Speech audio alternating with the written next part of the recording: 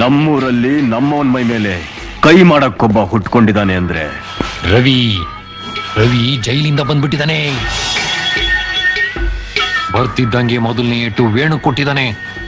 ಆಮೇಲೆ ನನ್ನ ಮನೆ ಎಂಜಲ್ ತಿಂದು ಬೆಳೆದಿರೋ ಆ ನಾಯಿ ನನ್ನನ್ನೇ ಕಚ್ಚಕ್ ಬರ್ತೆ ಅಂದ್ರೆ ನೋ.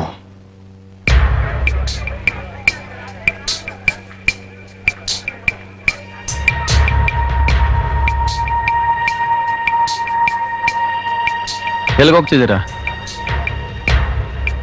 ಎಲ್ಗಮ್ಮ ಹೋಗ್ತಾ ಇದ್ದೀರಾ?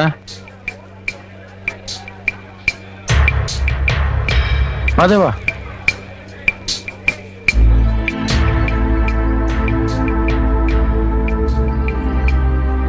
ಏನ್ ಹಾಗೆ ನೋಡ್ತಾ ಇದೀಯಾ?